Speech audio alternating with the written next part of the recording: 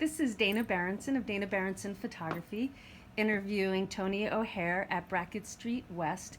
And today we are going to talk about how do you take care of your pet in the winter and some preventative things you can do to keep your pooch happy.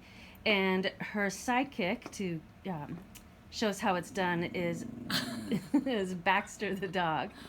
There's nothing scary over there. Okay, Tony. So, Okay. it's cold out, and it's already February, but we know February, March, and April can sometimes get brutally cold, and we have to take good care of our pets. And I was wondering if you could tell us a few things of preventative care of how to keep Baxter safe and happy in the winter.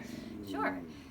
So one of the main things is to make sure you have their preventative care and wellness care up to date, and to make sure that you've had a visit with your veterinarian to make sure there's no health issues that you might have to be worried about in the winter.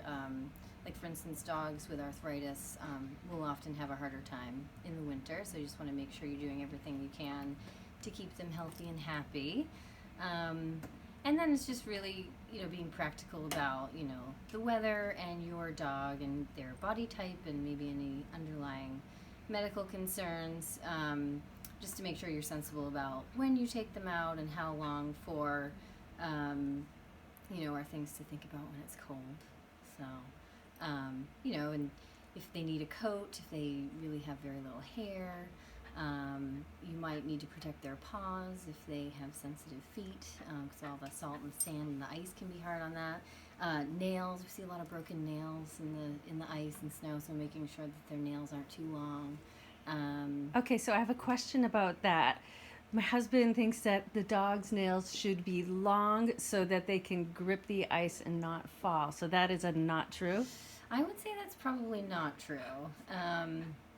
They're not really sharp enough to be much use on the ice. Really, we just see a lot of broken nails when they're too long. So better to keep them shorter, I think. And then it's one of the things I really like for ice for paws is the Musher's Secret. It's like a sled dog wax that you can wipe on their paws, and that helps to keep their feet from getting too cold and the ice snowballing up between their toes and things like that. It just is a nice protective layer against the salt and sand and cold. So My dog has almost no fur, and people make fun of her that I actually sometimes have two jackets on her. So we should be dressing our dogs appropriate, right?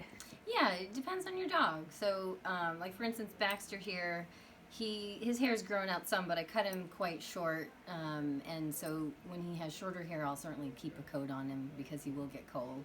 But if his hair grows out and it's long enough, then I don't bother. And certainly it kind of depends on the temperature too. If it's below zero or wind chill and things like that, then definitely a coat.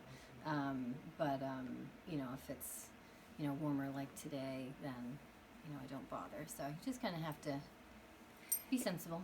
Is there a temperature that you will say, keep the walk 10 minutes and under? We had some, I don't know, 20 below zero days. Yeah. What is your advice when it gets to that really bitter cold? Yeah, and again, partly it will depend on your dog, but certainly when it's very cold like that, it's like with us, we don't want to be out in that cold for very long, and your dog doesn't want to either. So definitely keep things to a minimum when it's severely cold. But a lot of dogs like the snow and they like playing, and walking is good for them obviously. So get out as much as you can, but just be sensible. When it's extremely cold, to keep it short. But when it's I would say at least like 20 degrees and above, you can still go for normal long walks. And if your dog is young and healthy and has a thick coat or a nice coat on, you could probably withstand colder temperatures than that even. But you just have to know your pet. So my last question is, I like to hibernate in the winter, and I like to eat my chilies and stews and my fattier foods. And is it true that if you put maybe a few more pounds on your dog, that he will be, especially like my dog's super skinny, but will a little extra weight keep your dog warmer, or should you really just work on keeping your dog slim all winter or as well? Yeah, that's a good question. So, yeah, I mean, I think probably heavier set dogs do probably stay warmer in the winter, but it poses more of a health risk to them to be overweight than it does to just, keep their, keep a coat on them or keep their weight down in the wintertime. So I don't think there's that much of a benefit to putting more weight on your dog because it's hard to take it off again, too, and it's not necessarily good for them to fluctuate too much with their weight. It's better to stay pretty consistent with, diet and exercise.